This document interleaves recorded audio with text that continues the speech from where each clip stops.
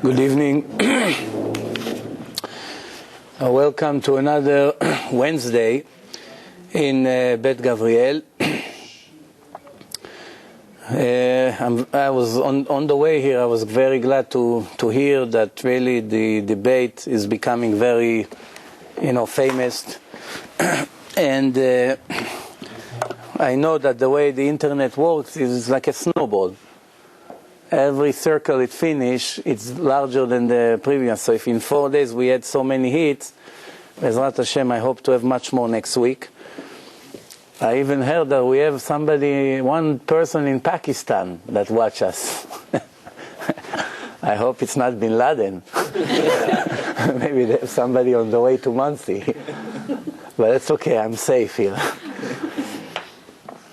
If you know, when I made my first video about 7 years ago, Divine Information, the Informatia Elokit, there was no really videos yet, not even one, nothing, nobody had videos before. I myself laughed at the guy when he told me I want to make a video. I told him, a video? Nobody heard about such a thing. It was videotapes, no DVDs yet. He told me, yeah, give me the material, and I'm going to make a video. Later I went to Israel. I made a lecture in his parents' house in Ramat Gan. He brought a lot of people. It was a very nice night. It was about 4.5 hours lecture. He took it, he edited it, he made it into 1 hour and 10 minutes. And we started, Baruch Hashem, hundreds of thousands went all over the world, to every corner. I got emails from Belgium, from Europe. It's like a snowball. But the original tape had a lot of parts against the Islam. So when I saw the first video he prepared, I called him. I got very nervous. I told him, you got to clean it out of the video if you want me to be around next month. But Christians, since they changed their approach, they don't torture the Jews anymore. Now they come with a nice smile. So obviously they're not so violent anymore like they used to be. But with the Muslims, you don't play game.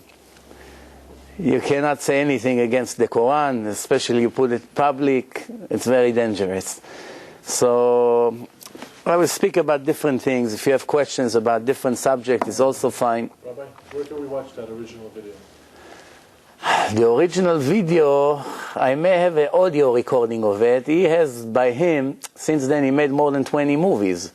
A lot of Shata Efes, Gog Magog, a lot of these. The edited one. The edited one, you have it on your website, Informatia Elokit, the TorahAnytime.com.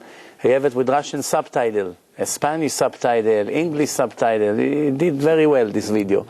It was an Israeli secular TV. Usually they don't ever agree in Israel to put a tape or a show that promote people being religious. They're very anti-religious, the Israeli secular TV. But for whatever reason, this video had a blessing. You got in. I put it on a cable for a few months. They were showing it once a week in different parts of the country, Baruch Hashem. So we had luck with that, Baruch Hashem. It's interesting because this guy that made the video, when he made the video, he was 36 years old. He's 40-something. He was single. He was the director for HBO. He made a movie for HBO, but the Israeli Mossad agent, he was one of the actors in a movie. And he wasn't religious.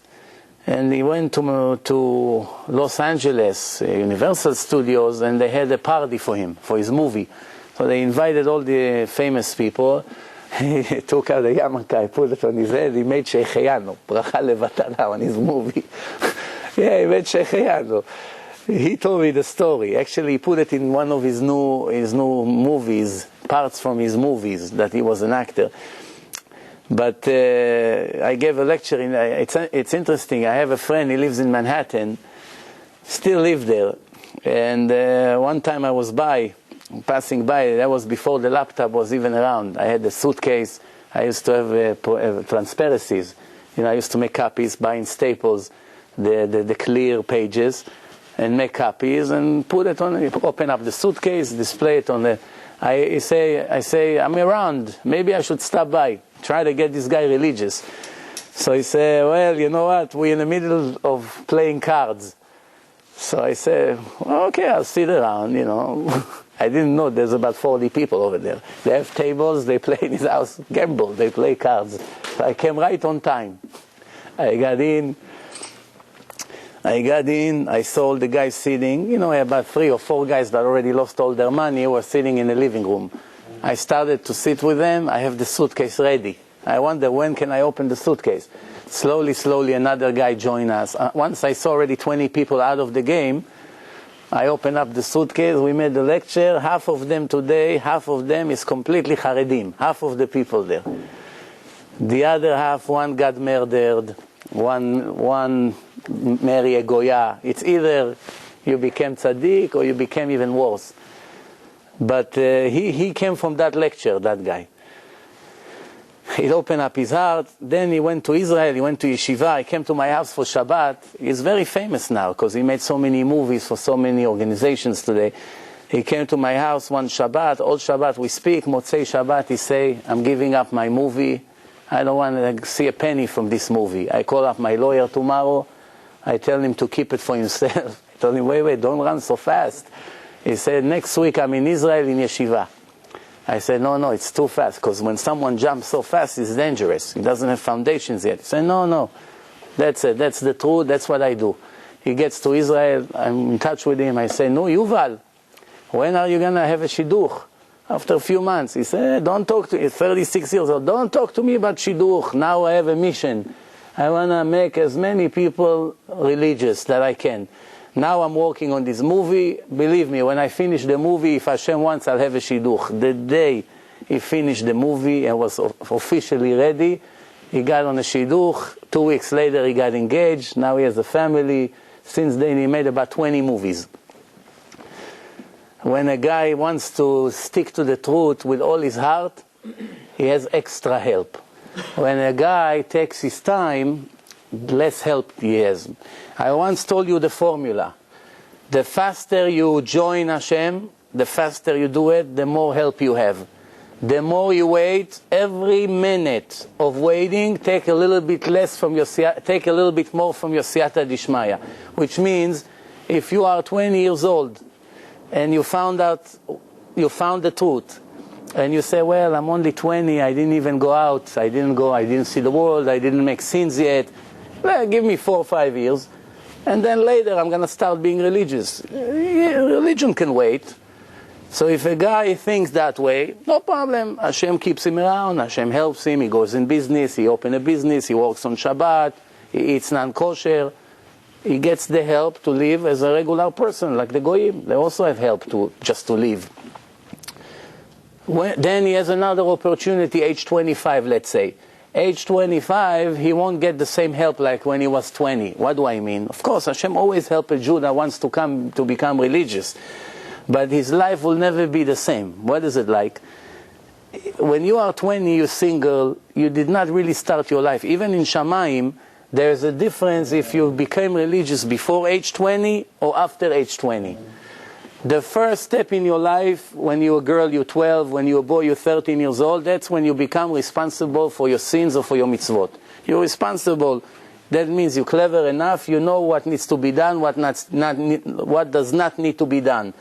Age 16, your brain, your wisdom finished to develop, age 16.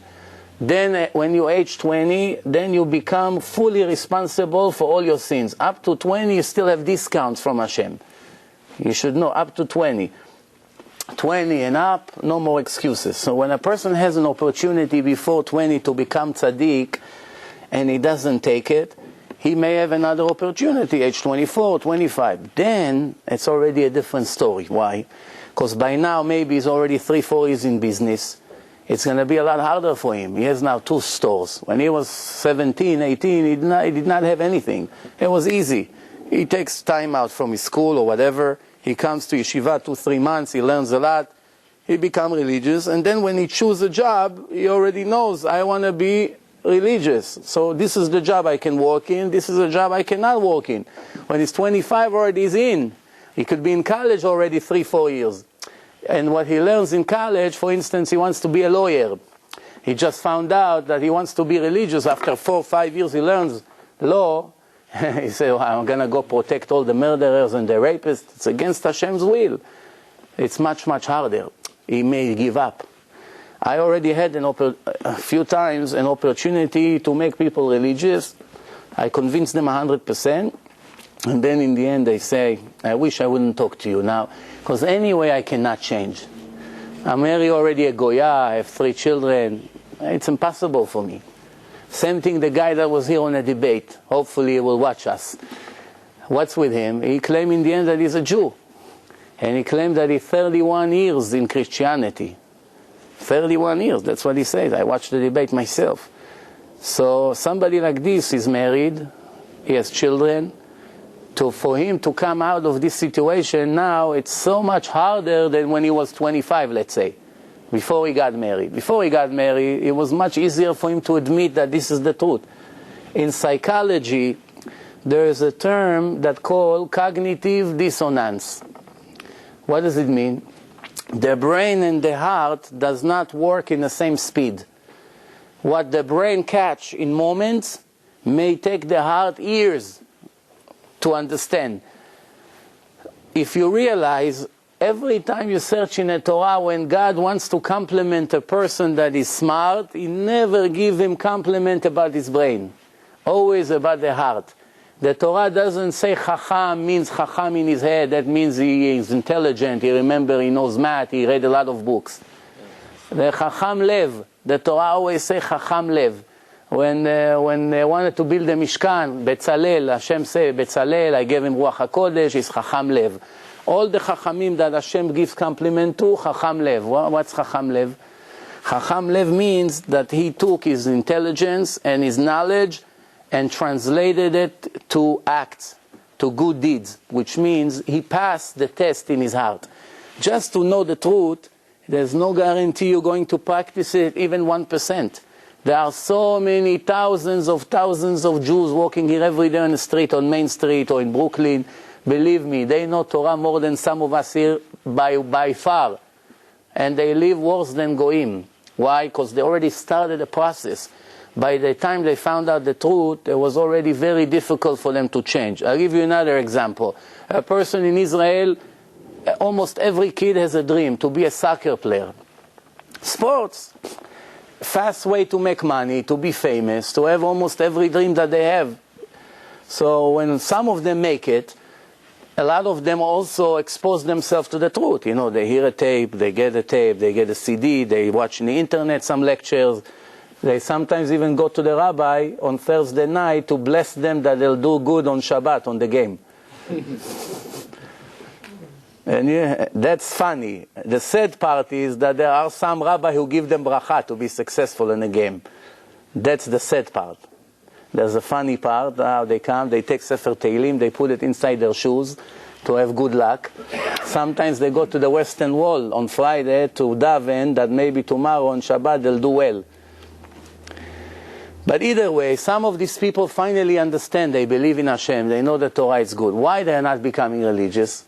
A lot of them become religious when they finish their career, 36, 7. That's it, they're willing now to consider. Why? All right, I made my money, I'm not so famous anymore, I'm on the way down, now I have time. The problem is that nobody guarantees you make it. You think you're going to live forever. Hashem sometimes takes them before they have the opportunity. There was one player, maybe 6, 7 years ago, he was in his top career in Israel, very famous in Israeli team, Nivcheret Israel.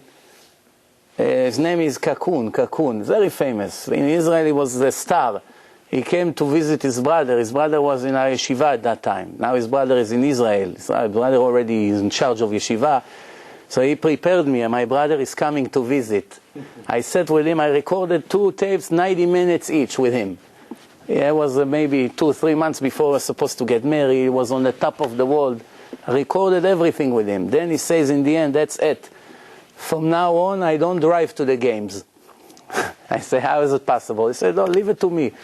I know where the game is. I'm going to sleep in a hotel. If I have to walk, I walk. Nobody will tell me what to do. I'm not being Mechalel Shabbos. And he kept his word. Every game, he found out where they're playing. He stayed there the night before. He walked to the game. He played. Obviously, when he plays, It's not really Chilul Shabbat if you only play with a ball. The problem is what's around, that the people come to watch it. It's a big problem. But it done, with or without him, it's getting done. If he play or not, the same audience will come. So today, Baruch Hashem, when he retired, he became much more religious. What happened if he would die? He wouldn't have the opportunity. That's what I'm trying to say. You have the opportunity today. If you delay it by 1 year, it may be very difficult a year later. Also, sometimes depend on the wife. You have a shidduch, you're 23, 24, you're not so religious. They offer you a girl that she's very strict. Very strict. She's very modest. She doesn't want television at home. She doesn't want to go to the theater. She doesn't want to eat out. All kinds of things. It looks to you too strict. You give up. You say, no, she's too much for me. I'm not in this level. If you work a little bit harder, you would be in this level. But it could be the other way around also. The girl doesn't want a guy that learns a lot of Torah. He's learn an hour a day, it's enough. I don't want somebody that learns all day. Then a year later, they're more clever. They want to be strict, but they already missed the opportunity of the lifetime. What is it like? It's never going to be the same. Yeah, he got married again. Now he's 24, he got married again. But the shidduch that he had when he was 22 will never return. With the first one, if he would work hard, he would have great kids. Some of them will be big rabbanim. His future will be brilliant, great. With this girl, he will have a store in a market, sell soaps, shampoo. Also life. Keep Shabbat, Baruch Hashem. It'll never be the same. What is it like? You know, I don't use a GPS when I drive in a car. I know New York pretty well, you know. I come the places I come, I know Queens, Brooklyn, you know, Long Island, Manhattan, it's easy. I mean, you know, I know the way. But when we went to Arizona last week, 10 days ago to LA, we do not know anything over there. Over there you need GPS. So everything I see in life, I know there's a hint. I started to look the way this thing works, and I found out something very interesting. When you make a mistake in a highway, it tells you get off exit 9. Stay to the right. Let's say you did not listen, you did not pay attention, you missed the exit. What happened to the machine? Reroutes it. Reroutes completely, right? Calculating routes. Now it tells you go from here, go from there. You have to go to complete different direction. Why I'm telling you this? It's the same thing in a free choice of a life of a Jew. A Jew had an exit when he was 25. This is the exit right now. You miss the exit, everything in your future will never be the same. The route will never be the same. It's all changed from this moment. As the opportunity came to get off the exit, you missed it. What happened in Shamayim? Your GPS reroute completely. The next exit is a different wife, different children, different job, different future, different everything. Completely different. And by us, it goes by seconds. Seconds. Somebody knock on your door begging you, help me out. I have a yeshiva. They want to close it. I owe money. You have the money. You could give him the money. Yeah, no, yes, no. You say no. Give him $50. You send him. That's it. It's over. You went to sleep. You forgot about it. 100 years later, Hashem show you, oh, look what you missed. You don't think about it. You don't really think about those things. The same thing, one bad thing that you ate. The Gemara says there was one Kohen, Yochanan Kohen Gadol. You heard about him? 80 years old. Every year he goes into Bet HaMikdash, into Kodesh HaKodashim, which the Gemara says that if a Kohen had bad thought, 1 second of a bad thought, he dies right away. He cannot stay alive inside Kodesh HaKodashim. We have many bad thoughts in our day. We're still alive, Baruch Hashem. Because we're not a Kohen Gadol and we're not in Kodesh HaKodashim. But inside Kodesh HaKodashim, there's no second chance. They used to go in, they used to tie a rope to his leg, that in case he doesn't come out after a few minutes, they pull the rope and they take him out. Same thing, you know, when there was the shul of the Ari Kadosh in Tzfat. Everyone who went in died. Couldn't come out. That was like magic over there. Until the Baba Sali came, maybe 30, 40 years ago. When he came from Morocco, he heard that there's the shul of the Ari Kadosh. Everyone is afraid to walk in because they know it's a life risk. So he said, okay, I'm going to go, I'm going to do a special prayer inside, nobody will die anymore. When they say, Rabbi, we're not getting in to take your body out. If you walk in, we tie a rope to your leg. If not, it's your responsibility, we're not coming in. He said, no problem. They tie a rope, he went in, he came out. Baruch Hashem, thousands of Jews every year visiting this place, no fear. Something, Kabbalah, mystic. So, if the Kohen has a bad thought, he dies. That means all year they're preparing for these few moments that is inside. So this Yochanan, Kohen Gadol, was a big tzaddik, not just another rabbi in that generation. The top of the top. Gemara say one day when before the last years of his life, 8 years old, he became a rasha, became wicked. He kicked everything. Why? What happened to him? Nobody really knows until comes the Ari Kadosh and explain according to the Kabbalah that something that his father or his mother ate. I'm not even sure anymore. It's many years since I read that. Something to do with the food. Sometimes a person eats something, it could be something reincarnated in that food and affect his life from this moment, it'll never be the same. Or he didn't say bracha with kavanah. Why we make bracha? One of the reasons we make bracha, we get permission from Hashem to use it. Then we say another bracha to say thank you. But the first bracha is very important because sometimes there are souls of wicked people and you release them from the food. I know it's too complicated to understand, and if you don't say bracha at all, that's a problem. If you say bracha without intentions, what you're saying, it's also a problem. Not only that, when a person eats without food, without bracha, there is a higher chance that another soul of a person that is in a space will enter his body. It's called kafakela. The people that are flying, the wicked people that are flying in space have permission to enter the body when a person is very angry. If he takes something and throw, that second, if there's a soul of somebody, he is getting permission to hide inside your body. To hide from who? From 3 angels that are flying after him non-stop and beating him up. Spiritually, it's all spiritual, like in a dream. The same thing you feel that you suffer inside a dream and it's real, the same thing over there. Spiritual suffering. And once he enters the body, a physical body, they cannot do anything to him until he's agreeing to come out. But they're not just coming out.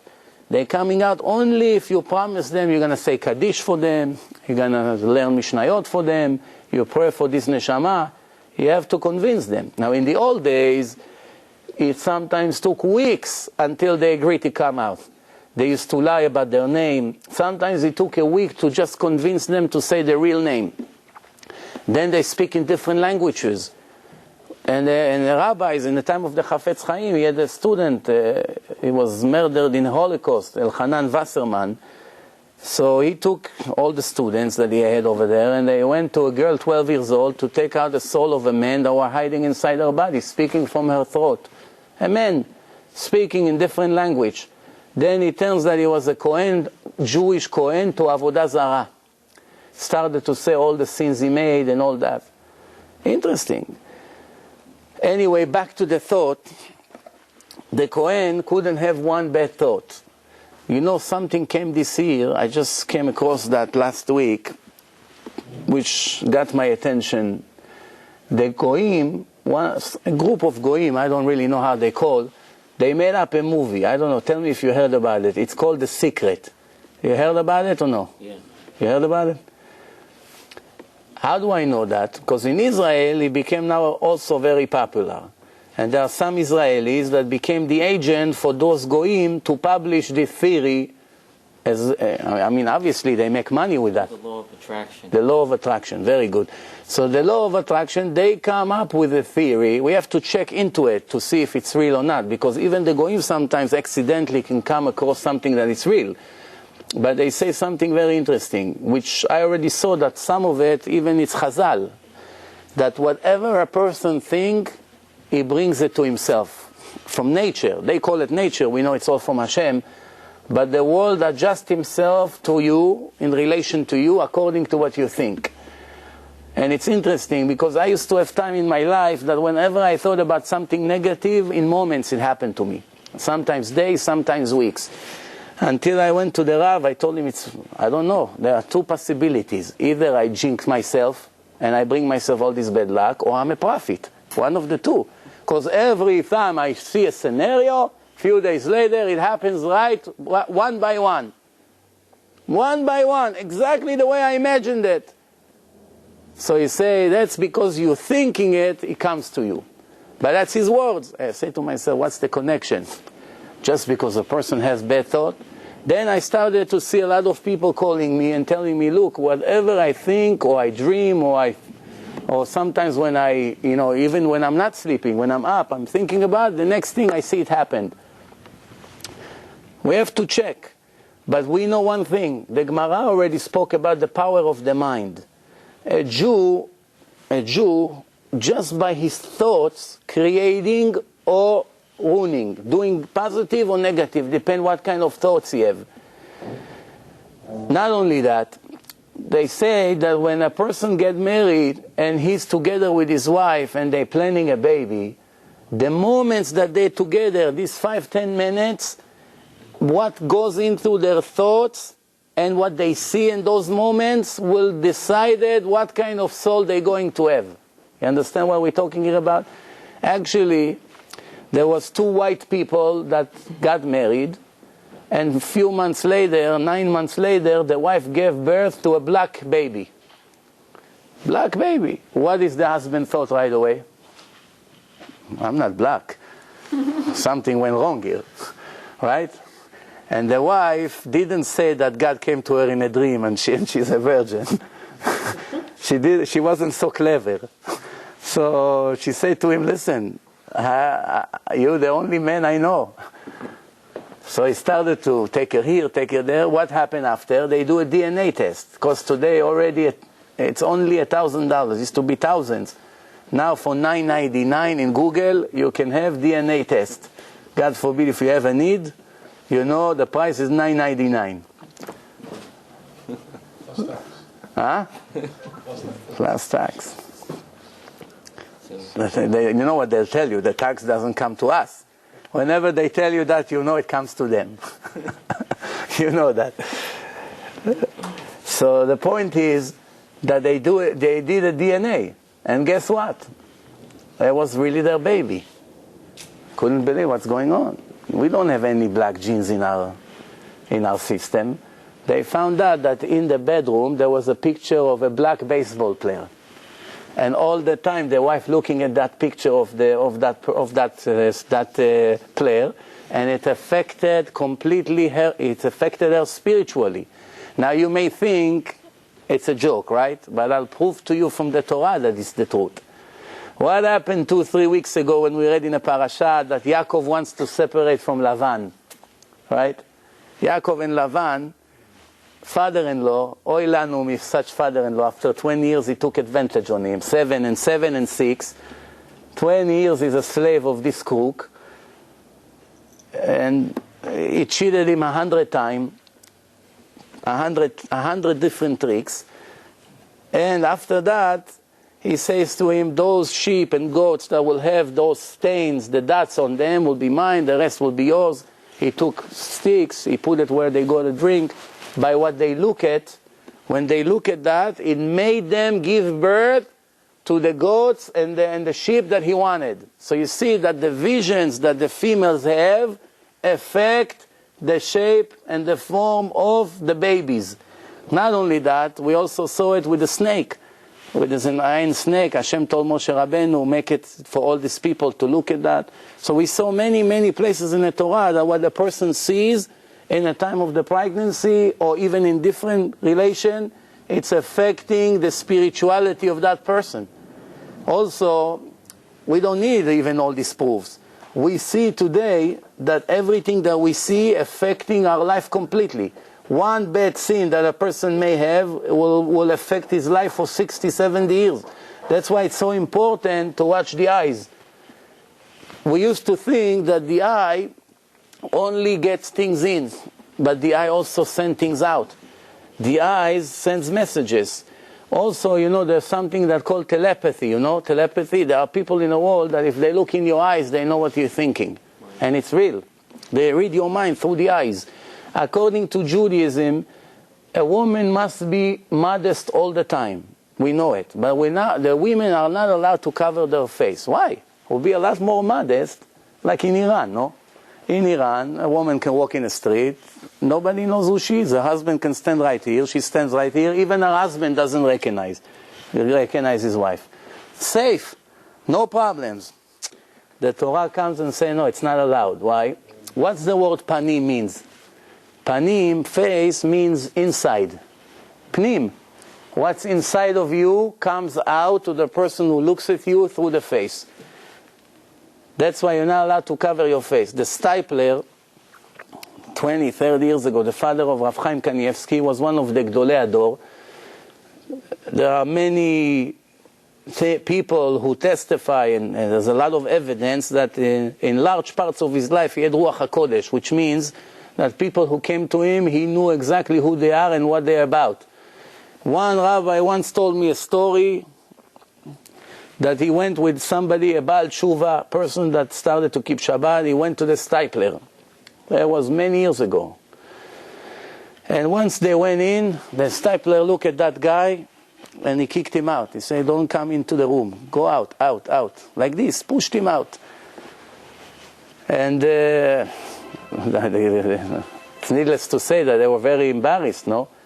He come to get a bracha, he brought the guy special with him, he kicks the guy out, he doesn't want to see him. Also, all the guys, all the Talmidim that used to walk inside, they used to take their black hat and cover half of their face. And they come to the Rav like this, he gives them bracha and he sends them out. They don't let him look at their face. They're embarrassed that he reads them. So then that guy insisted, why Rabbi? Why? So he told him, you know exactly what you're doing. Then the guy didn't give up. In the end, what he told him to the guy, that he cheats on his wife with a girl that works in his office. He was able to see. Understand? So this is the Stipler. Once one of his students told him, Rabbi, you have glasses. Chazal teach us, nobody has a punishment unless if you made a sin. Glasses is a punishment. Person became deaf, it's a punishment. A person cannot walk, it's a punishment. A person suffers from his stomach, it's a punishment. It's no accident. No accidents. A person got cancer, it's a punishment. Person lose money, it's a punishment. Even a penny. Penny fell from his pocket, it's a punishment. It's no accidents. Must be a punishment. Some punishments are minor. We live with that. You lost a quarter, you lost $1. No. It doesn't affect you. Why? According to the sin, that's how large is the punishment. If the sin is severe, the punishment can be severe. Even life and death. So they asked the Stipler, how come you have glasses? Somebody chutzpan asked him this question. So he told him, I walked in the street of Bnei Brak once, and accidentally I turned my face into a store, and by the window there was a non-religious newspaper, and I looked at the cover. That 2 seconds that I look at that wicked newspaper, I already knew that something will happen, and I lost my vision after a few weeks. Which means, tzaddik like this can count how many sins he made in his life, and he knows why he has glasses. If somebody asks us why you have glasses, that's going to be a hard question. For which one of the sins we got the glasses, no? But it's a sin. I remember when I was a kid, I had a cousin, I think we were 13, maybe 15, I'm not sure. We used to make fun of him. In Hebrew, in Israel, someone who has glasses, by the children, they have 2 names for him. One is Mishkafofer, which means he has glasses. They used to make fun, today not anymore so much. Then there's another name, Abu Arba, the owner of the 4 eyes. The minute I started to laugh at this cousin, not even a week later, all of a sudden I don't see. And in our family, nobody has glasses. Nobody. My father, nobody had glasses. All of a sudden I cannot see at all. Baruch Hashem, I don't need glasses anymore today. A large part of my life, at least 10 years, I couldn't drive without glasses, I couldn't see, I couldn't read. Today I don't need it, Baruch Hashem. But I'm just giving you an example that nothing is coincidence. It's all work out. In a Georgian shul, I used to give lectures for more than 2 years. And one time a guy there came and told me, you know why I'm stuttering? I say, why? He said, because when my father was young, before I was born, he used to laugh at the person that's stuttering all the time. Laugh at him constantly. And then when I was born, one day I started to stutter. But today he got out of it already. Still have moments of stuttering, but really forced himself after years of efforts to get out of it. Because it's something mental, you know, stuttering. It's something to do with confidence. There's like a scar on the neshama of the person. Sometimes the way people behave, it's depends on what happened to them when they were kids. Sometimes it's from previous life. For instance, there was one woman that eating non-stop, bolmus. Cannot stop 1 second eating. She cannot move even from a bed already, because that's how heavy she is. And you know what it is? They gave her maximum to live to age 40, if she's lucky, because she eats non-stop. Non-stop, all the time. So they decided to hypnotize her and to see what creates, I mean, it's not normal. She's not hungry. She just eats because she has a mental problem. So they hypnotized her and they went reverse regression. I mean, before and before and before, until they got they cover almost every day of her life. They don't see anything. Once they started to go before she was born, when she was in a different body, they found out that she was on a boat more than 100 years ago. Pay attention to this story. More than 100 years before of that day that they hypnotized her, in a different body. And the boat hit a rock, an ice, somewhere near Canada over there. And the ice made a hole in the bottom of the boat. And all the flour bags and the rice and the sugar and everything, you know, boats takes a lot of bags with them. They cook there. Everything got wet and spoiled, and they die from starving. That means in her previous life she starved to death. Now in this life she eats non-stop. That means it's a continuation of what took place in her previous life. So sometimes it happened to you when you're 3 years old. Sometimes it happened to you when you're minus 50 years old. That means you're in your previous life. It's a continuation of you are the same person, just in a different body, but your soul is hurt. Your soul is wounded. The same thing when you're stingy. It's also a mental problem. When you cannot give out money, you cannot buy gifts to anyone, you cannot pay for anything, you always try to cheat, to save, you're cutting coupons like crazy, you pay $10 for gas to save 50 cents on a coupon, like so many Americans do. Where does this disease come from? It's a mental disease. That means those people die like this and they come back to this world with the same problem. That's why you look at the children. I always like to give this example. If you have children, take the children, 2 or 3 children, give them a large bag of pretzels. You give one, and the second and the third. Now from the first one you ask a little bit. He may give you the whole bag. Take. No problem. He doesn't cry. You ask from the second one, he give you one, and he already is prepared that if you ask one more, he's going to fall on the floor. Then the third one, even one he doesn't want to give you. No, it's mine, he says. You just give it to him. What's the difference between those 3 kids? One is not sick. He got cured in his previous life. That's why when he's 2 years old, he give you the whole bag, no problem. He doesn't suffer from it. The second one is still a little sick. That's why he's willing to give a little, but too much is already too much for him. And the other one is completely sick. Each one is different than the other. Why? Depends how they died.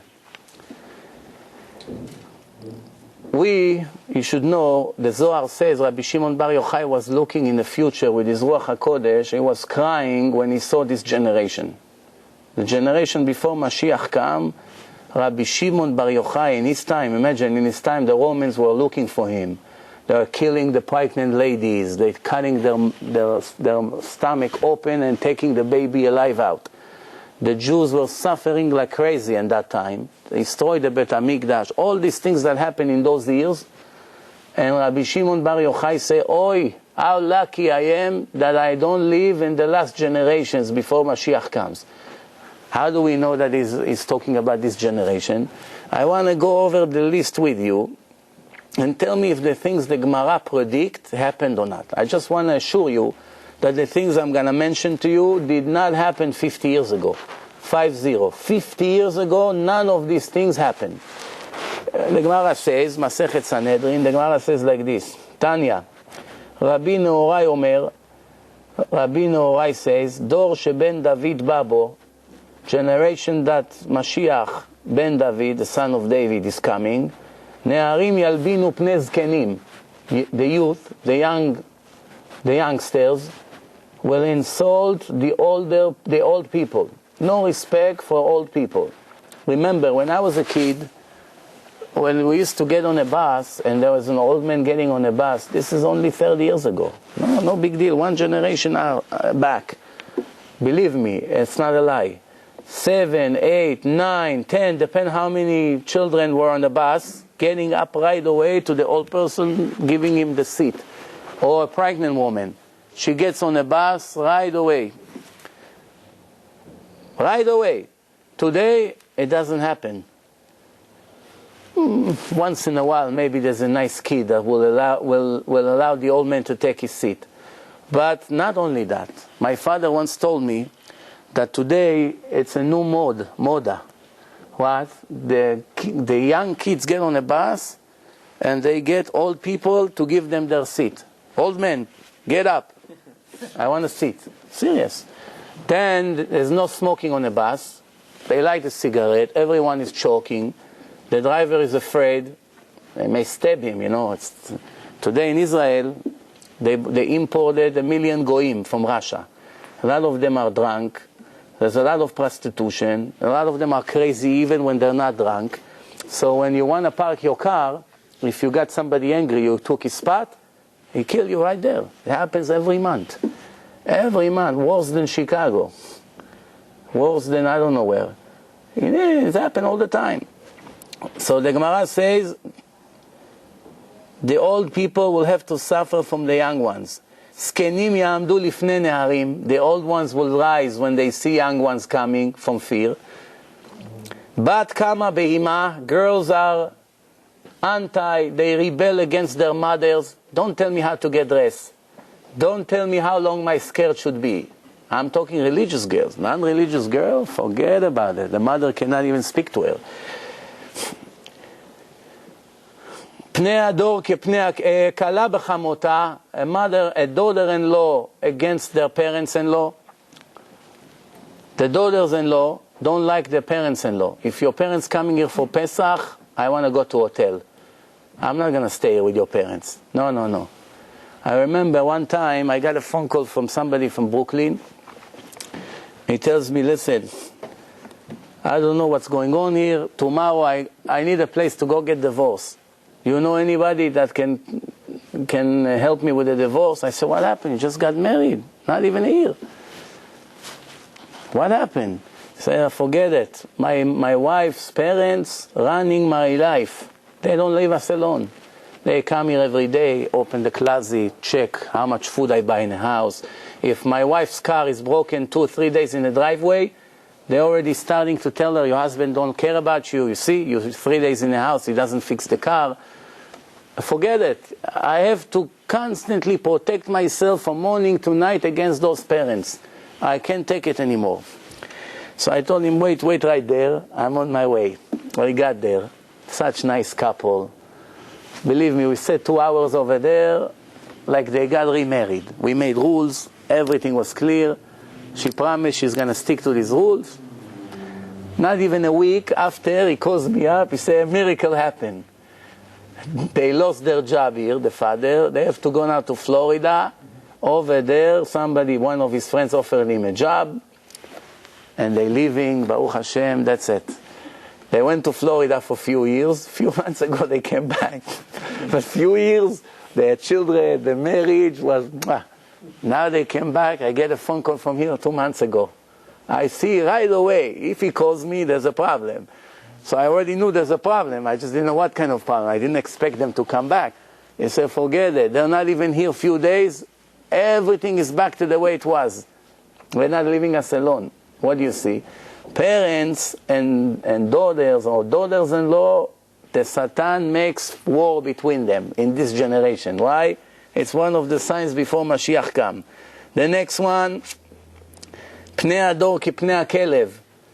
People in the old days had adrat panim. You look at a person you enjoy, intelligent, tzaddik, mamash pure. Today, look at the people. You get on a bus, on a subway. Baruch Hashem, I didn't take a bus for 20 years. Only in the airport. You go to the airport, you have a bus. 1 minute, one terminal, you take the bus, you become sick. Why? By looking at the people there. Why? Pnei Ador ki Pnei HaKelev. One time I got an advertisement to my mailbox. AT&T wants to sell a new service. Telephones. If you remember, that was maybe 7-8 years ago. They show owners of their dogs that looks alike. You remember that commercial? No, they send it to all over the United States. I open up the thing, the catalog. I see a goy and his dog. A goy and his dog. A goy and his dog. Maybe 10 couples. And they brag about the fact that I look like my dog. That was the whole commercial here. He wants to show, wow, look at me, I'm a twin of my dog. That's the commercial of AT&T. Here is this Gemara. Pnei Ador ki Pnei HaKelev. Then, inflation. Everything is expensive. Keeps going up. Prices going up every moment. Every moment. Then, Aben eno mitbayesh me'aviv. Children have no embarrassment from their fathers. Not only that. One guy, one time in my lecture, told me I had a fight with my father. My father broke a chair on my back in a restaurant. They were in a restaurant. I had such chutzpah, my father couldn't stand this anymore. In front of everybody, he took a chair. I turned around, he broke it on my back and sent me to the hospital. Then, today in Israel, I'm not talking here it's already, we know about it. In Israel, if you're high society and you want to give a gift to your son when he finishes the army or before he goes to the army, what do? He takes his son to the prostitutes of Amsterdam on a trip. The father and the son goes together. The Gemara says father and the son don't go into the same shower. Remember, in the old days there were no showers like today. So there was a public shower, mikveh. You don't go together inside. Your father goes in, he comes out, you go in. Or your rabbi, or any Talmid Chacham that you know. It's embarrassment, you go together, even though it's only a shower. Out of respect. Over there, they go together. He pays the ticket. Na'arim lo mitbaishim me'aviem. Father and sons in Israel, hundreds, doing drugs together in a living room.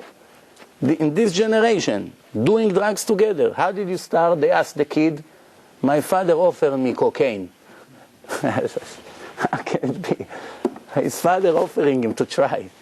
One time a guy told me, you, the religious people, are close-minded, fanatic, like in Iran. You don't let your children see anything. Because I told him that my children never saw a goy. At that time it was true. They were young, they never saw a goy. They didn't go anywhere. Where did they go? They go from their school to their house. Then the neighborhood, it's all religious people, that's it. They never saw a goy except the mailman. And the mailman they don't really see him. He comes, he put the mail and he drives away. So this guy couldn't believe such a thing. He got angry, he started to scream against the religious people. So then I say to him, let me ask you, so how do you educate your own children? And he said, I let them see everything and let them choose. Whatever they want to choose, it's their right. I'm not telling them what to choose. So I said, let's make a deal. How old is your son? He says 6 years old. I said, let's make a deal.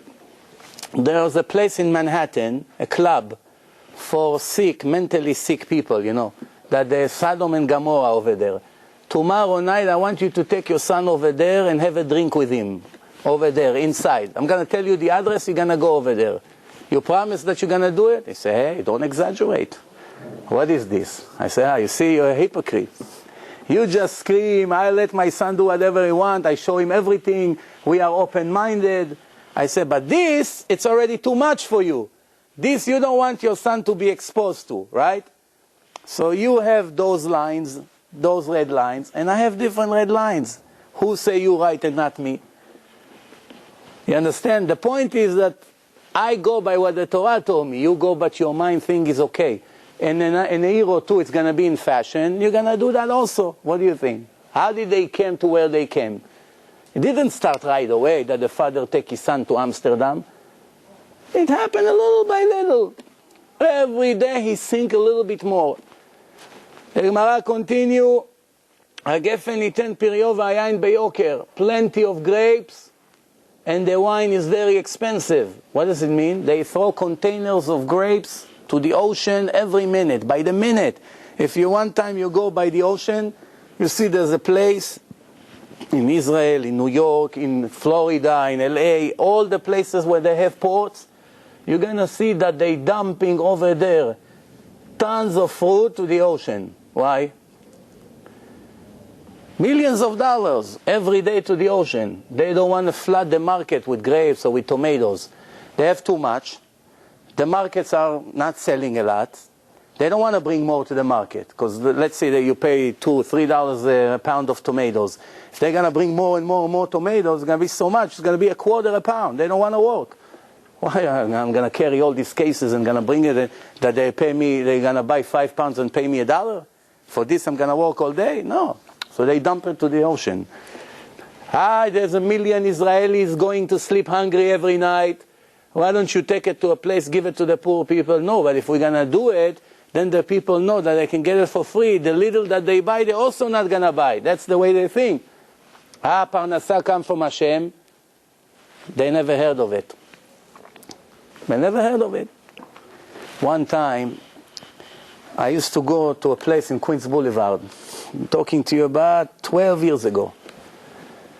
My friend used to own a restaurant there. The restaurant was, it looked like a cemetery. Why?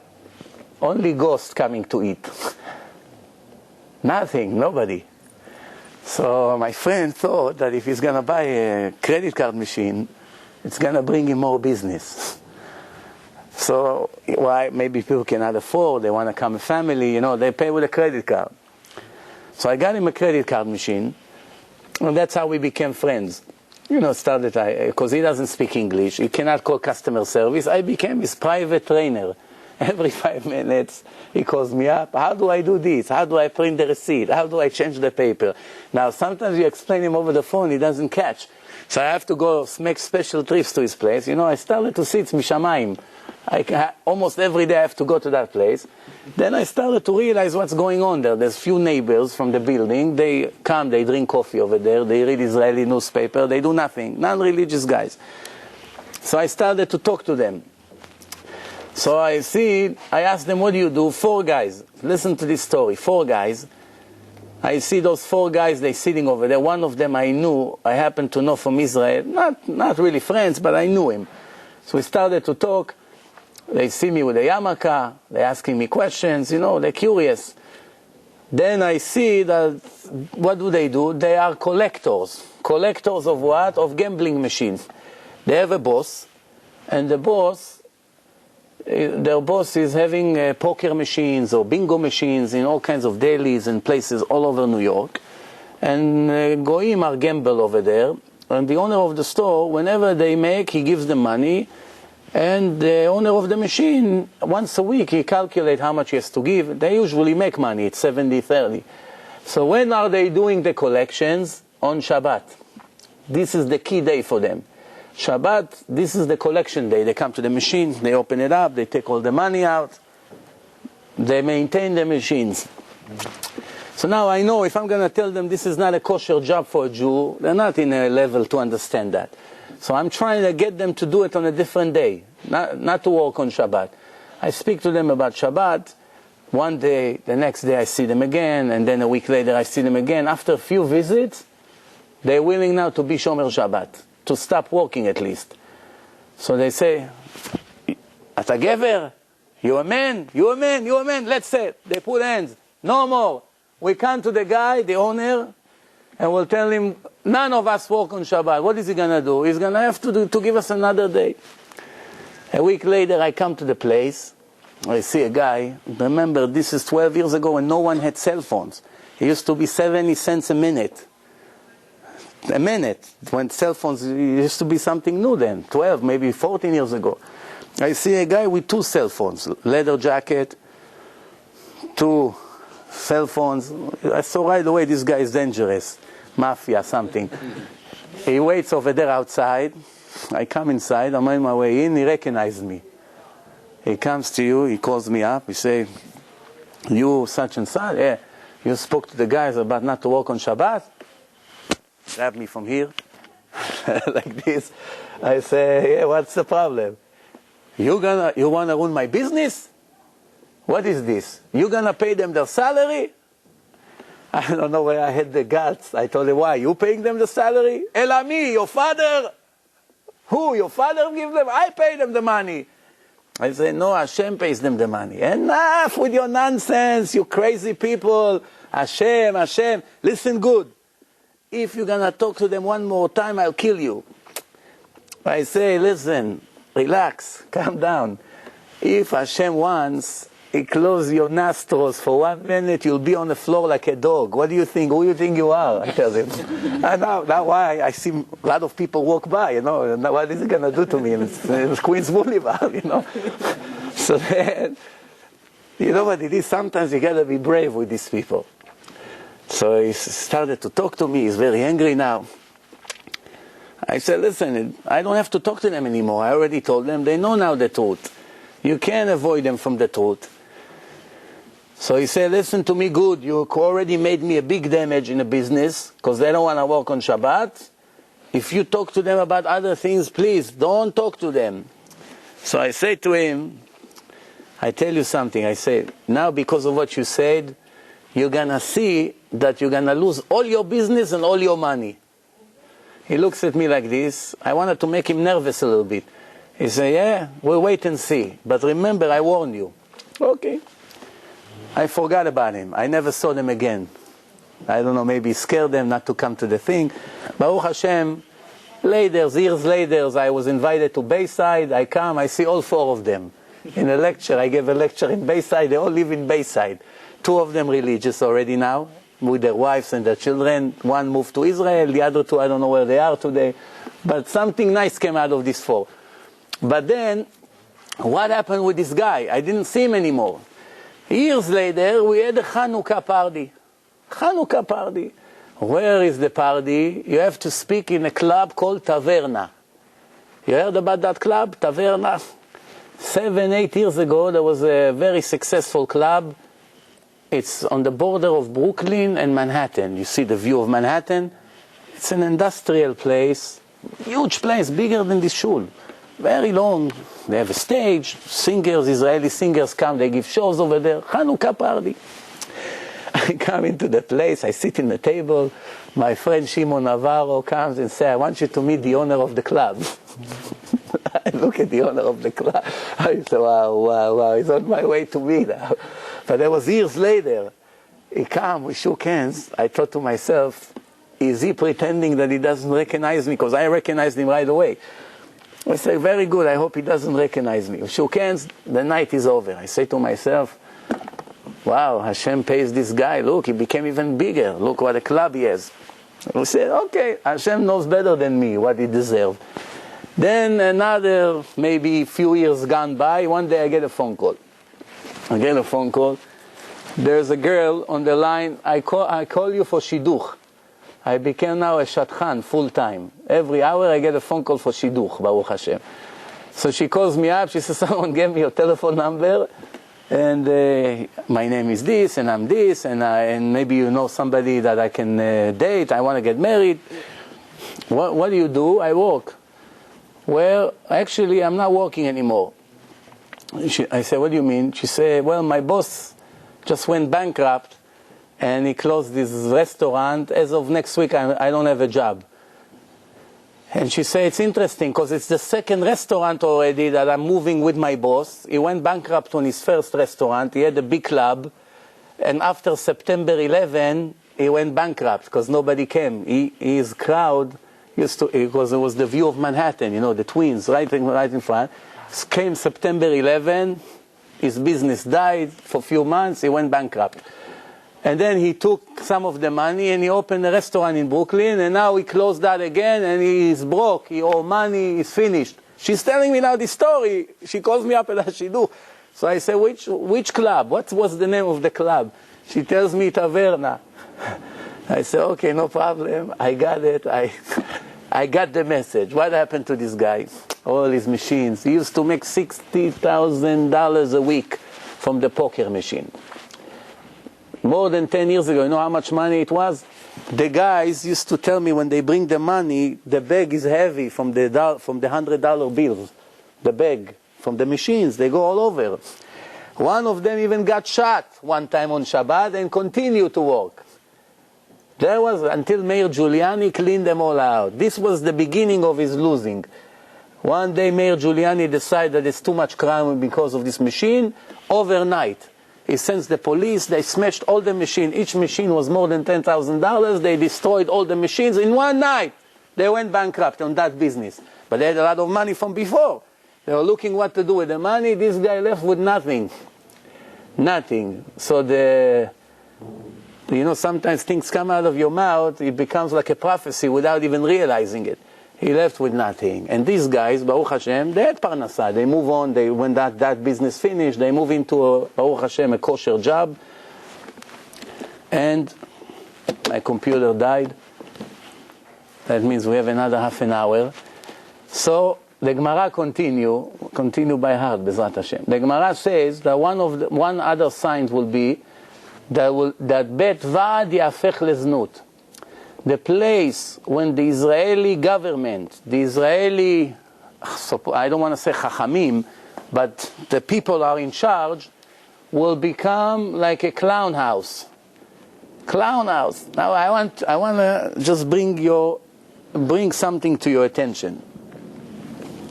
When this was written, you couldn't find a non-modest woman on the street. When the Gemara wants to describe a prostitute, how is she behaving? Who's a prostitute? So you know what the Gemara say? A girl that take her skirt and pick it up to the knee. To the knee. Or she put bells in her ankles, 2 little bells, and when she walks it makes noise. Why? Because she has a nice body, so she wants the men to attract the men's attention with these bells.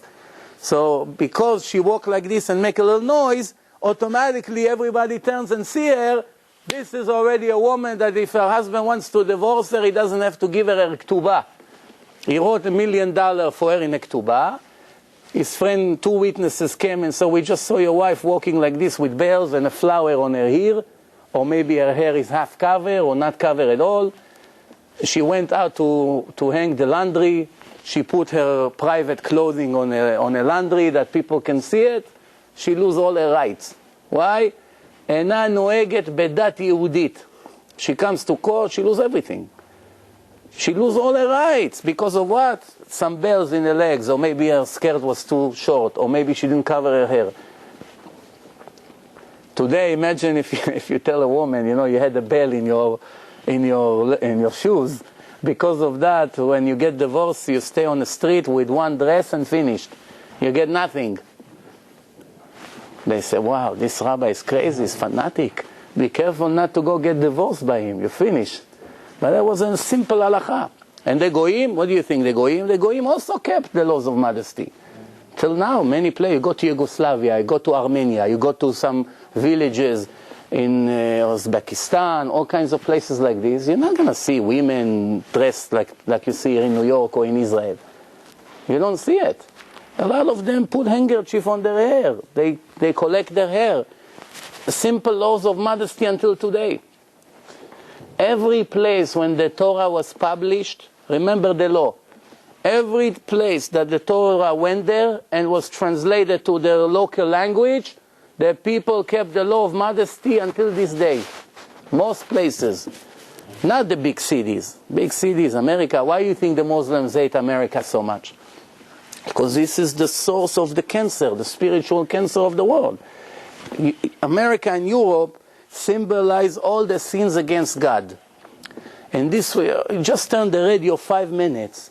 Just by the commercials, if you really pay attention what they say, it just shows you that this is a school for life, how to be a big crook. Everything, even, for instance, you turn on the radio, you want to hear traffic. Traffic, news, weather, whatever. What do you hear in between? Hurry up. The laws of bankruptcy are about to expire. If you're having tough time and you wanna file for bankruptcies, the laws is about to be changed. Hurry up, call up, 1-800, this and this and this. Who's over there? A lawyer. What is the commercial saying? If you want to steal the money from your suppliers, you're not going to be able to do it in a month. You better hurry up before the law is changed. Why? Until now, it's easy to steal. What do? You close the corporation, you lose $150, you open a new corporation, finished. You owe millions of dollars, people come knock on your door. Excuse me? Yes, what about the bill? You owe $50,000 for the merchandise. The guy see the merchandise on the shelf. The check bounced. If you step one step into the store, I'm calling up the police. Yeah? He gets inside. A minute later, the police come. What do you think they do? What do you think they do? They arrest the guy. Now he needs $10,000 first to get on bail, to get out, to get a lawyer. That's the laws here. You understand what's going on here? You can prove that this is your merchandise. You say, sir, this is in civil court. You cannot do what you want, you sue him. Now when you sue him, even if you win in the end, you're not collecting. Why? It's a new corporation. The laws of I'm in bankruptcy, and I'm in protection. You have to protect me. The law protects the crooks. You understand? So now they finally realize that it's too easy, so they made it a little bit harder. That they check you, you have to write, and if they catch you lying, you lose all your rights. They made it a little bit harder. So on national radio, millions of people hear how they teach you, you want to be a crook? Hurry up before you're not going to be able to cheat. This is it. Everything here, every business, everything is based on lies and stealing. Everything, almost every Israeli that I know today, one of the problems that he has when he wants to become religious, his parnasa is based on stealing. Moving companies. Moving companies. A person wants to move. What happened to him? You know what happened? Did you hear what happened or no? You call up a moving company. See what's going on. This is America. Democracy. United States. Medina Neora. You call up a moving company. I want to move from New York to Chicago. Yes? $12,000. They come, they give you a free estimate. Psh, how they free estimate. The guy comes, he looks around, he calculates, he gives you, he writes down $12,000. Let's say you take the job. Okay, you have to give them a few $1,000s up front. You give them $5,000, they do the job. They come, they get all the car, they pack everything. Everything looks good, Baruch Hashem. You get to Chicago, you're supposed to give them now the balance. $7,000. So you prepare $7,000. When they come to unload the truck, they give you a bill. $17,000. Hey, wait a minute. You take out yours. 7. The guy says 17. 7. 17. I'm only the driver. This is how it goes. I'm only the driver. Call up my boss. Much a system. Call up the place. Sir, the estimate that he gave you was not include the boxes, the tape, these extra hours, and a night it's 2.5 times more. We pay for this, there's a fee for that, for insurance, this and that. Bottom line, no matter if you know how to talk, you continue to argue. When they get tired of you on the phone, this is what they tell you. Sir, you have one choice. You pay, we let the staff out of the truck into your house. You don't pay, we turn around and we go back to New York with your stuff, you never see it again. What are you going to do now? You have babies, you have children, you want to move into the house, you're already moving, you got to Chicago, you want to go in. You have $100,000 merchandise, you have Persian rugs, you have kitchens, you have electric device, you have your blankets, you have everything over there. All your life is there. You have documents. You have so many important things over there. They blackmail you. You cannot get it. You call the police now, police will not help you. Sue them in court. Understand what's going on when you don't stick to the Torah, you become a monster. Okay, what do? You pay the money. Now you sue them, you think you're going to get a penny? Just when they're about to lose to you and everything, what they're going to do? No, I'm not the owner of the company. They find the name of somebody, nobody knows who this guy is.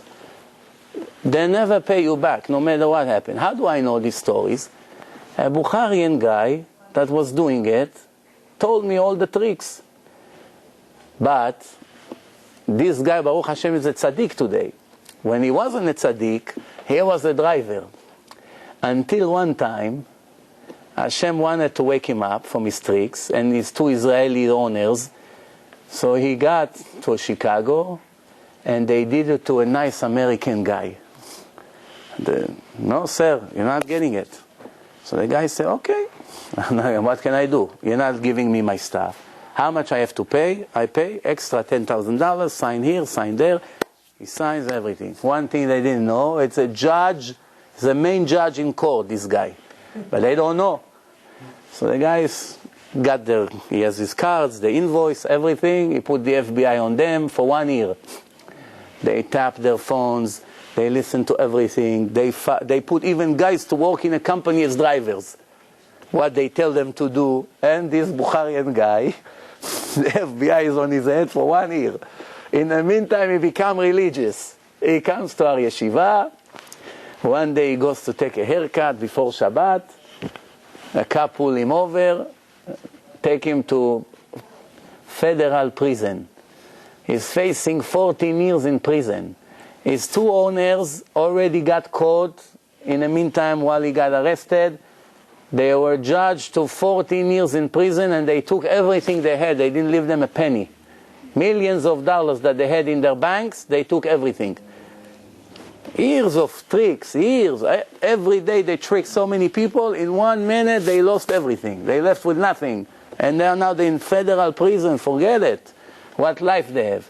And this Bukharian guy, unlike his bosses, had an opportunity to see the truth and right away became religious. That's what saved his life. But how? How? He gets arrested. They take him to prison. $10,000, right? Just down payment to the lawyer to talk to you. You need, how much you think you need for a lawyer to represent you in America here for a case like this? Who knows? For a trial. Retaining fee about $50,000. 50? You're dreaming. 300,000 from the beginning to the end. 70,000 up front if there's no trial. 75, excuse me. 75, good lawyer. Good lawyer. Nonsense lawyer that doesn't know what to do, yeah, maybe you can get for 50. But a good lawyer, 75,000 up front. By the end of the trial, it comes to $300,000. You make a phone call to ask him a quick question, 10 seconds, you get a bill, $350 just for that phone call. 1 minute phone call. You ask him, hey, what date is the hearing? What is the address? They time it. So by the time the secretary told you it's in 2 Federal Plaza, no, what? Tell me the address. It's another $50 this cough. Welcome to America, the land of opportunity. This is the truth. One time my brother broke his arm. I go to the emergency room. We wait there for 3 hours. We write their name, you know how it is, emergency. After 3 hours, I see all the people went in and we are still waiting. Then I come to the receptionist over there, excuse me, we are here at least 3 hours. What's going on? What's your name? Oh, your name is here. We didn't call your name. We called your name. No, we didn't call our name. I'm sorry, here is the doctor, but he's on the way out. I said, what do you mean? We hear a doctor. He looks at her, the doctor, what's the problem? You see my brother's arm is swollen. He said, okay, when you sleep, take 2 pillows, put it under, and listen, I'm serious. Put your arm like this or the opposite. I'm not sure how he told him. In one day, you're going to feel a lot better. You sure, doctor? Yeah, nothing else you need. You don't need medicine, nothing. It's a lot of liquid. That's why it's swollen. Guess what happened? 2 weeks later, we get a bill, $1,450. Yeah. This was maybe 8 years ago. Today probably it's $2,500. Then the doctors today, they're crying why the insurance company don't want to give them 1/3 of what they're asking. You know, today that's it. Their celebration is over. They send the bill $5,000. The insurance call them up. We'll send you $700. Right? That's what we send. You want? You don't want? Don't work with us anymore. What are they going to do? All the people have insurance. They cannot pay cash. There's a lot of doctors, if they're very good, they don't take insurance. You deal with your own insurance. You pay us cash for the surgery, and you go to your insurance. We have plenty of work. Why should we deal with this? Because they know they're not going to get a quarter of what they ask. So anyway, my friend, the Bukharian guy, is arrested. The whole yeshiva is crying for him, morning, evening, afternoon, crying for 45 days, 47 days. So many people are praying for him. They said the case looks very bad. They have him, they recorded him. He was the one who actually doing it. His bosses got such punishment, he probably will get even worse than them. He goes in front of a judge, Friday, an hour before Shabbat. Friday. An hour before Shabbat, they made a plea bargain with the prosecution that he's going to sit in jail for a few years. There won't be a trial. A few years in prison. He has to sign the paper. He has to admit. Finished. They want to do it 1, 2, 3. They don't want to go into trial. So he stands in front of the judge, and all he has to do is to say, I admit. Guilty? Yes, say guilty. The deal is that you're going to sit few years instead of 14 years. He has to say yes. They sign the papers. They take him to federal prison. Finished. He stand over there, the lawyers, everybody, the prosecution. They're waiting for him to say yes. He said, I'm about to say yes. No came out of my mouth. Guilty? I said no. The judge looks at the judge is angry. In 1 second, the judge, it was a woman, fire came out of her ears, because they already made all this preparation for weeks with the papers, with this. He comes to the judge, they sign, they go out again. He says no. Like they make a fool out of her. Well, you just told me that he is guilty. Now he's saying no. She starts to scream. After a few minutes, he doesn't even know. He doesn't speak English so well. She said all kinds of things. She asks him questions. He moves his head like this. The lawyer says, I'm going to kill you. What are you doing? This, that. The judge takes the paper. She rips the paper. She says, the case is dismissed. Look like this. The lawyer looks at him. It's Mazal Tov. You can go out. He comes out. He says, wait, stay right here. The immigration on the way to pick you up. Somebody remember already that is illegal here. Stay here. The immigration is supposed to be here. Now this is already getting close to Shabbat. He sits over there half an hour before Shabbat. The one cop comes to him, gives him his stuff, and then he says, listen, you got lucky, the immigration is too tight. It sounds like Africa. The immigration is too tight, they cannot come pick you up, and we have nothing to do with you until Monday. It's Friday night, Friday afternoon. Here, if the immigration wants you, they know where to get you. He gave him the papers, he runs to the street, wearing prisoner clothes. Prisoner, brown, whatever. He has his stuff in a bag, shoelaces, all these things. He goes into the downtown Manhattan, he's looking for a yellow cab now. Like a prison, he has a beard, So one black guy stopped the cab, said, listen, I'm religious, half an hour is Shabbat, you got to take me to Borough Park, the closest place. He comes to, I don't have money, they'll pay you over there, $50 for the cab, from Manhattan to Borough Park. I said, fine, but drive fast. He gets to Shabbat, few moments after Shabbat started already, in a twilight zone, you know. He comes inside to my friend's house, the wife preparing the meal, she turns around, she sees me. They just released me. Now nobody in Monsey knows about it. Remember, this is all moments, Shabbat started already. We're still praying for him and this. We do not know what happened on Friday on a court case. How many years he got? We don't know. Everyone is depressed. Motzei Shabbos, we find out. They even had a suit for him. He's a tall guy. He comes back to the yeshiva. What a celebration. I'm telling you, it was hundreds of people came. There was such a celebration. Out of nowhere, nobody understands how the judge got angry. She said the case is dismissed. Finished. Read the paper. Imagine if we say yes, he'll be in prison until today. Then after a few months, I learned with him, he's depressed. I'm not married. I'm 31 years old. What a life. Who needs this life? I sit here, I learn here already 3-4 days. I'm talking to him, it doesn't help. Then I say to myself, I told him, you ungrateful. Imagine where you're supposed to be until age 45. You forgot, huh? He told me stories from the 47 days that I was in prison. Just from the stories, I almost became crazy. He told me, did you ever think that you have to sit in the middle of a room, in a bathroom, there's no doors to the bathroom, no doors. 45 goyim, Arabs, Hamas, blacks, Puerto Ricans around you, televisions of the music of the goyim around you, you sit in a bathroom, no walls. You have to just think about this life. He said, but you know what? From all these goyim, you know who gave me the most respects? The Arabs. Rabbi, the Arabs call him Rabbi. So he had a beard, they respected him. Why? They love God. So over there, they hate him as a Jew, but they appreciate the fact that we are religious and you are religious. Yeah, no? But the problem of a Jew is that sometimes he forgets what could have happened if not.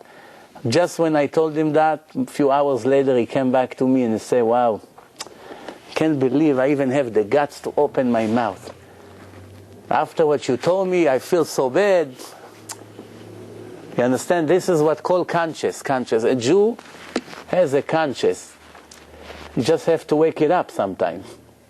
Sometimes it dies. The conscience is dying. The Ashgacha of Hashem always around. One time I came to give a lecture on Hillcrest, Young Israel of Hillcrest. There's a kindergarten over there, Bella, probably know her. A lot of Jewish kids goes to this kindergarten. In the evening, we used to do lectures over there. So Shachar Shammai is upstairs. You can ask him if this story is true or not.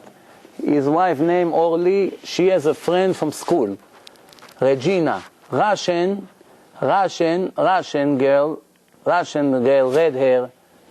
You know, she came to me, she was I think 20 years old. She asked me, are you dealing with shidduchim? I say, you know, not mainly, but sometimes we happen to do a few shidduchim. She said, what are you looking for? A guy that learns Torah, you know, I'm religious, this. If you have anyone in the yeshiva, please. I said, no problem, write down your name, telephone number, I'll look for someone for you. A few weeks later, or maybe a few months later, I don't remember, I come there again to give a lecture. So I told the wife, where is your friend? She didn't come this time? A lot of familiar faces. You know, I said, that red girl, the redhead that wanted a shidduch. She didn't come, you didn't tell her about the lecture? She said, oh, no, she couldn't come today. I said, what's with her? Did she ever find a guy? Did she ever found a guy? She told me, you know what? You want to hear the story? She just got married 2 weeks ago. So I say, yeah, very good, mazal tov. So she said, but you want to hear how she got married? Now remember, we have a large crowd over there, large crowd. Most of them are not religious. This is a lecture about proofs now. And I'm supposed to convince them now that the Torah is the truth. But in the meantime, we're speaking before the lecture started. She sits there. Shachar Shama is over there. They are in charge over there. And we have the crowd. I'm about to start. I'm connecting the laptop, everything. So she told me, you want to know how she got married? I say, yes, go ahead. She said, when she came from Russia to America, her parents were so poor that, believe me, all my years I grew up with this girl, not once she had a quarter in her pocket. A quarter. Not even money for the bus to get to school, to the yeshiva, she didn't have. So I told her, how did they go to yeshiva? And she was so poor. She said, this is exactly the story I'm telling you now. What's the story? There's an organization that collects charity from Russian wealthy Jews, and with this money they pay for tuition to yeshivot of Russian Jews that cannot afford yeshiva. That's not what they do, this organization. So they wanted the men to adopt this girl. She's a young girl, because her parents want to send her to public school. So they found a Jew, non-religious Jew from Mill Basin in Brooklyn. They asked him, are you willing to sponsor a girl? He said yes, few $100 every month, no problem. He gives them the checks, he pays her tuition for years. All the years she was in yeshiva, that Russian guy, Jew, paid the tuition. He's not religious, non-religious at all. He pays just because he heard there's a girl, poor girl, they want to send her to public, they want to put her in yeshiva. He said, you know what, I'll do something nice. Years later, this Regina, after she spoke to me, she's looking for the shidduch, she went to the library somewhere. She goes into the library, you see right away she's religious, she's a real religious girl. She sits over there in the library, an Israeli girl, not religious, found out, she looked at her, she knew she's Jewish. She initiated a conversation with her. Hi, how are you doing? My name is this. I see you religious. What do you do? I do something for school, So she say, well, how old are you? 20. You married? No. I have a brother exactly for you. Very good for you. She told her, I'm sorry. Oh, I was praying in Shachrit today that you come, because I brought the disc for the website. Baruch Hashem. See, Hashem heard me. And I tried to call Aaron. He didn't answer the phone all day. I say, maybe you show up after months. Come. Now, it's all the lectures of the last few months for the divineinformation.com. Okay, anyway, so now the non-religious girl, she tells her, I have a brother for you. But I'm religious. Your brother is not religious. She said, no, my brother is not like me. He's religious. He's Baal Tshuva. He was 6 months or 3 months in Or Sameach in Monsey now in Yeshiva. He's very religious. Okay. No problem, tell him to call me. They went on a shidduch, few times, perfect match. Finally, they're about to get engaged. They go, they meet their family, everything is fine. They do the party, the engagement party. Guess what they find out that night? Father was paying for school. The son, her shidduch, the husband, he is a son of that Russian secular Jew from Mill Basin that pay her tuition all these years. You understand what's going on here? Wow. They found out that this was her father-in-law was preparing from Shamayim his Kala. Why do I tell you this? This is what I told you in the beginning of this lecture. A person come to you and say, give money for this cause. You do not know what's gonna come out of it. Zorei tzedakot, what's the pasuk say? Zorei tzedakot, matzmiach yeshuot. You put the seed in the ground, that's called tzedakah. You do not know what's going to happen from this seed. You come back 10 years later, you see a beautiful tree. Thanks to you, you paid a quarter for that seed, you put it in the ground. A year later, you see a beautiful tree. People come, they take fruits. Beautiful, no? Thanks to you. Same thing here. The father agreed to do it. He got such a righteous girl for his son. If he would say no, what would happen? Maybe somebody else will pay it, and he'll get this shidduch. Who knows what his son will get? Maybe his son will never get married. Maybe the whole thing in his life for this father was, you pay, your son will get married. You don't pay, your son will die single. How do you know? You're only going to know when you come in front of Hashem. There's no way to know now. One of the signs the Gemara says before Mashiach comes, there will be, the Jews will buy land in Eretz Israel from the Arabs and measure the size of it with ropes. Chavalim. What's this? What is one, when the Jews came to Israel, the first Jews that came to Israel, they needed to buy all the lands from the Arabs. So all these areas that you go in Tel Aviv, right? In Tel Aviv, let's say you go to Tel Aviv, to the north. Every step you make, right? Every feet that you step, $10 million. Another step, 20 million. Another step, 30 million. This is how expensive is the ground over there. You have buildings near the beach, all the hotels, the American embassy, very expensive area. Those areas, when the Jews came from Europe, was all swamps. Malaria, bugs, flies, can't breathe over there. Every moment somebody dies from fever. Fever. Why? Epidemic. You cannot grow one tree over there. 1,950 years, no goyim were able to grow one tree in Israel. Why? Because the Torah promised that the Holy Land gives fruit only for Jews. That's it. If the goyim are in charge, the Eretz Israel refused to grow trees. Refuse. Even cactus that can grow on rocks, or olive trees that can grow on rocks, you couldn't find in Israel. For almost 2,000 years after the destruction of Bet HaMikdash. And comes the first Jews, they come to the Arabs.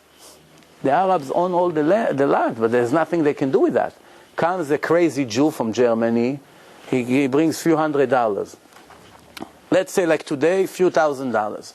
He comes to the Arab, hey Mustafa, I want to buy all this area, 10 acres. Here is $1,000, sell me the land.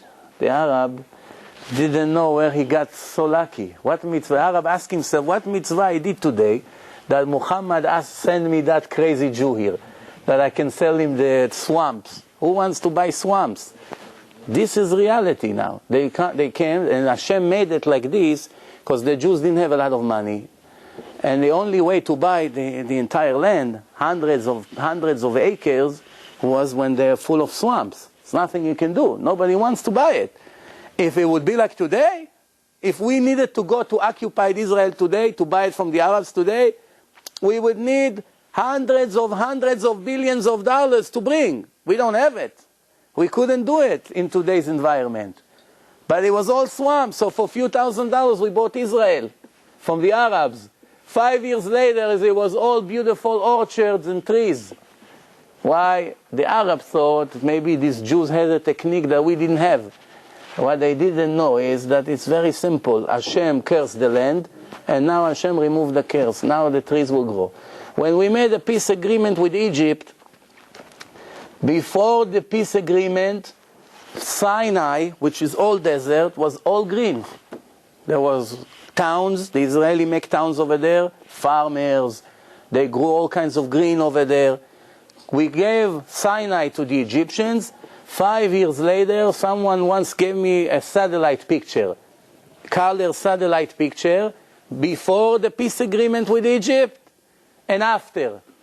Before, in a map, you see it, it's all green. Right after a few years, it's all desert. Why? Very simple, the Torah promised. When the Goyim will own it, the Holy Land, nothing will grow. When the Jews will own it, it will grow and will have beautiful fruit. Better than this. In the time of the destruction of Bet HaMikdash, there was a Goy, Meshumad. His name was Josephus Flavius.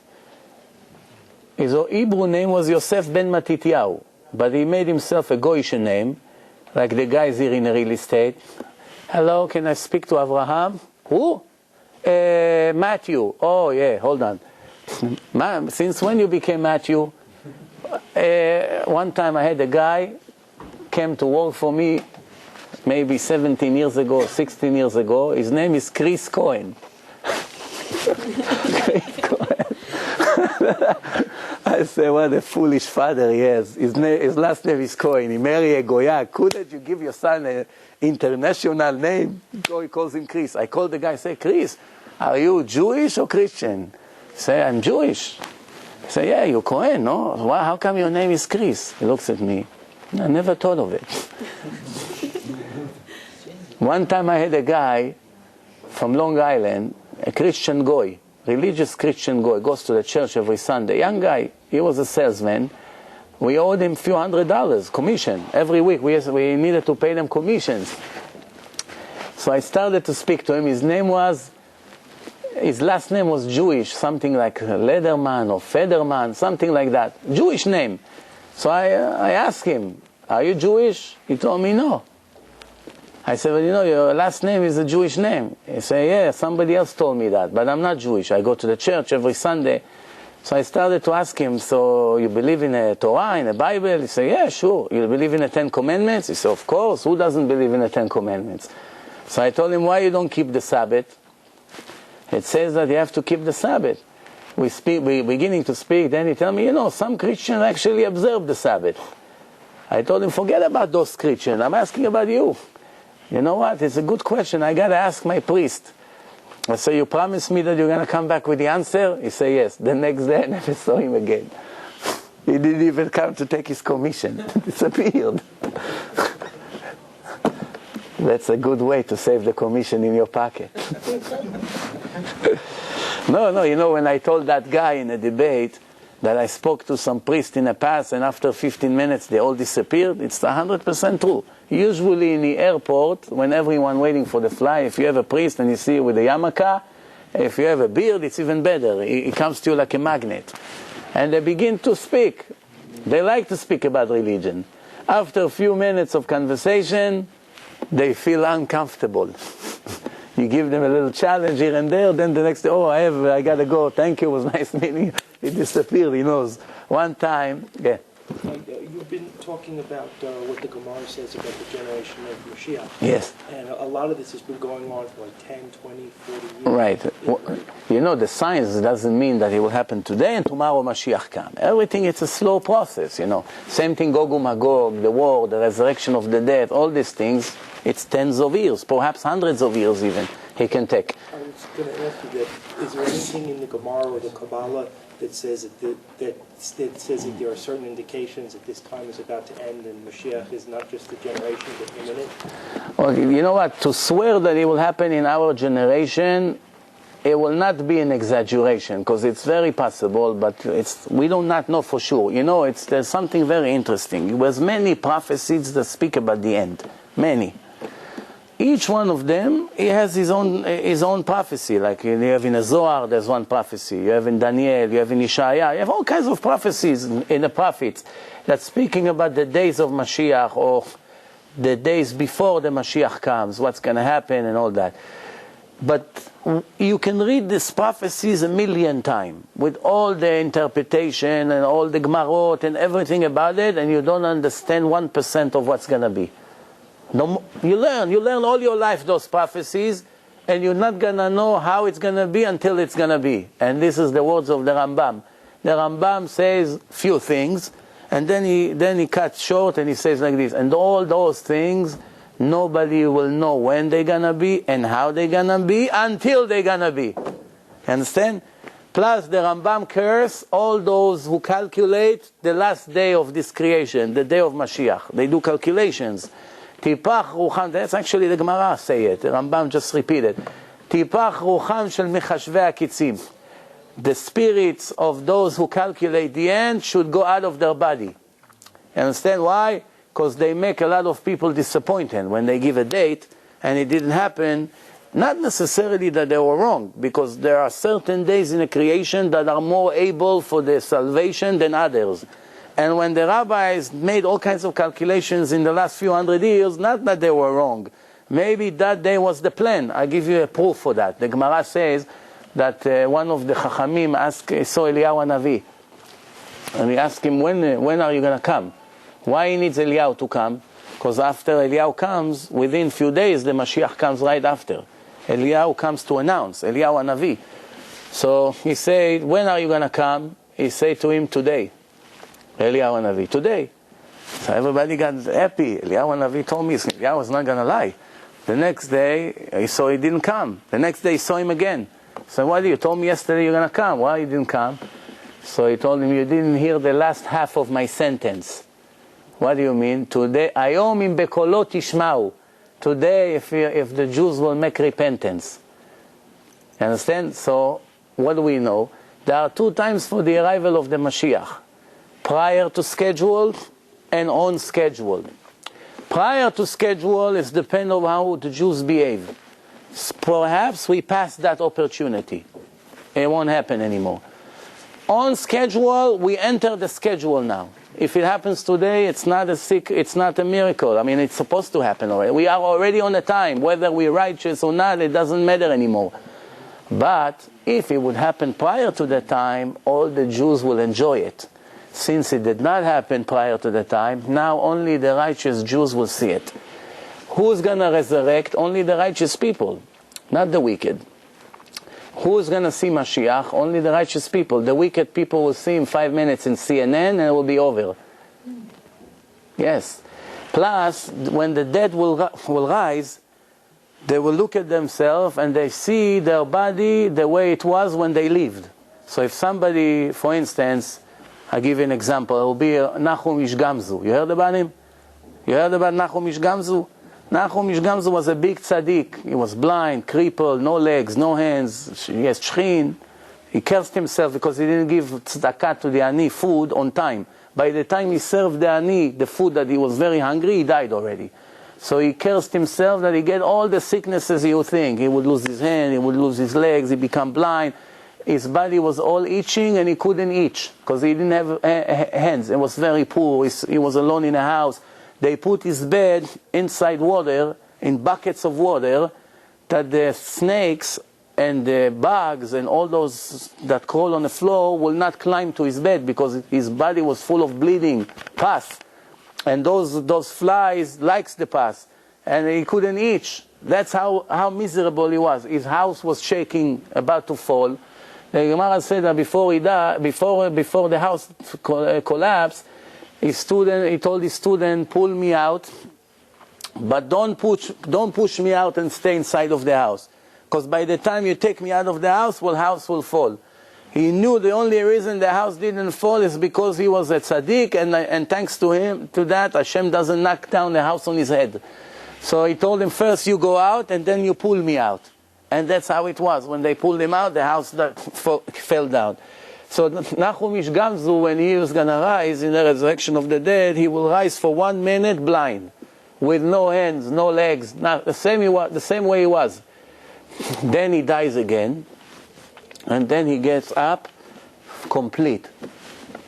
No problem. The same thing it was when we received the Torah.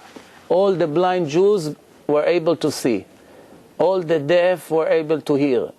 All the people who had defects, the defects went away from them. All the Jews in Mount Sinai, even the slaves, even the cleaning ladies, they saw prophecy better than the prophet Yechezkel. And you know, it's interesting because it's a little bit confusing. Because when I speak about them, it's really us. You understand what's going on here? Every Jewish soul were standing around Mount Sinai. Every Jewish soul. So every Jewish soul that you have today, assume that we're all Jewish, because it's very hard to tell after 3,000 years with all the things that happen in the world. But every Jewish soul for sure was in Mount Sinai.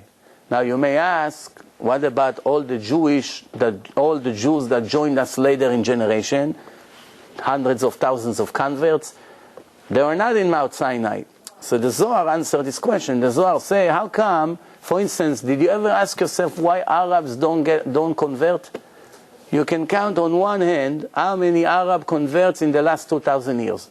If you want to count how many Christians converted, you need a whole building to store the names. Why? Because the descendants of Esav did not get punished not to convert. But the descendants of Ishmael have no merit to convert. That's why even if they want to convert, they can't. One time I gave a lecture in Fairlawn, New Jersey. There was a Shiva call. Somebody died there. The housewife, her father died, and there was sitting Shiva. There was maybe 100 people over there. You know, plenty of food. And I went to speak over there. Those, by the way, are the best lecture, because everyone is depressed. And when a person is sad and depressed, his heart is open to hear Musar. When a person is too happy, he doesn't have the patience to hear what you have to say. When he's down, things goes inside. I told one guy today in the yeshiva, he owes money in Israel, and his brother checking a computer in Israel for him, that when he gets to Israel, they arrest him in the airport. Why? He didn't pay child support, he didn't pay the bank. He owes money. Once you owe money in Israel, you finish. Because it grows up by a second. You check in a computer, it's $9,000. By the time you finish to punch the numbers, it's already $9,010. You sneeze, it's $9,020. You wake up in the morning, it's $9,100. The interest and the penalties, penalty on penalty on penalty. We're gonna daven soon. So I told the guy, look, if you're not gonna take care of the problem, it's gonna grow to such number you'll never be able to take care of it. So he told me, but I'm gonna go to jail. So I told him, what's the big deal? How long they gonna arrest you? He said, 48 hours. I said, no. You know what a great thing for you it is? To sit 48 hours with the non-religious Jews when they're all depressed. You have an opportunity to make 100 of them religious. So he looks at me like this. He never thought of it. I say, no, I'm telling you that because I have a friend that it happened to him. He escaped from the army. They were looking for him for a few years. 1 o'clock at night, they ring his telephone in the house. 1 o'clock at night. In the middle of the sleep, he picks up the phone. Chaim? Yes. They hang up. A minute later, they knock on the door, handcuffs, they take him to jail. So he told, his wife was pregnant, supposed to give birth any day now. Past her due date. So he said, believe me, if my wife wouldn't be pregnant, I would refuse to go out of jail. Why? I sat there from morning to night, every day, 5, 6 Jews, I make them religious. First of all, everybody there put tefillin. Even the anti-people from the kibbutz, all the arikim over there, I already give them lectures, argument. I have a seminar for myself. All my life I beg to get 100 people to speak to them. All of a sudden, every minute, another guy comes in, another guy. I say to myself, I stay here for the rest of my life. Just depends if you take an advantage on the opportunity. So I started to tell you this in Fairlawn. I speak how lucky we are that we Jews. And comparing us to the Goyim, and then there's an Israeli guy with a long ponytail, you know, puts gel on his hair. He looks at me like this. He's full of all kinds of jewelry, rings, bracelets. He looks at me like this, angry, and he's going like this to me. Tachlif noseh, change the subject.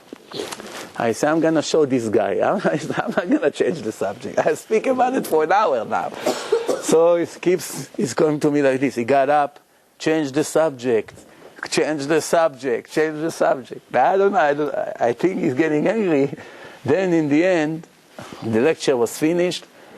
One guy got up, started to talk. I hear Arab accent. A Druze, an Arab. He takes out the white yarmulke. You know, they give yarmulkes over there. He started to scream. You all of you, the Jews, should be ashamed of yourself. You have such a religion, and you're not keeping it? Believe me, he swears in the name of his father. Believe me, if I stay here 10 more minutes, I have to convert. I want to leave now, because I know 10 more minutes will be too late. So somebody says, so why convert? He says, if I convert, they slaughter me in a village.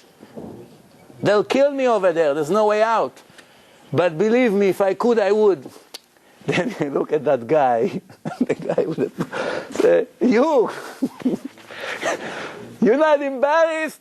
You're putting this yarmulke on your head. You come, you listen now. Tell them where you're supposed to go when the lecture is over. Tell them. You say, if I would be you, I would not take it off my head. And everybody looks in shock. Now I understood why this guy keep telling me, change the subject. There's a guy sitting over there, friend of the family, and I butcher their Muslim religion and all the other religion and this, and the guy keeps telling me, change. In the end he got up and screamed at him. See how Hashem turns things around. Bezrat Hashem, time is over, we have to daven. Like Shimon said before, I think we should promote this lecture a little bit better. Why? Because when we started, there was a lot of promotion. We had more than 150 people on the lectures. Now when we don't promote it, I myself don't believe in emails. I don't think people pay attention so much to the emails. Some of them don't open it every day. If they got an email today, they may not remember there's a lecture. So I think the way to do it, every one of us, you just make some phone calls. If you come, bring some people, make 3, 4, 5 phone calls. For sure you bring more people. Because there's always new faces, but the old faces, they need to be reminded a few weeks in a row that there's a lecture on Wednesday, because we changed the dates.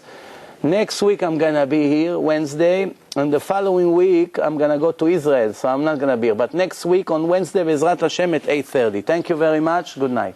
Starting Arabic now. Okay, I'm coming up.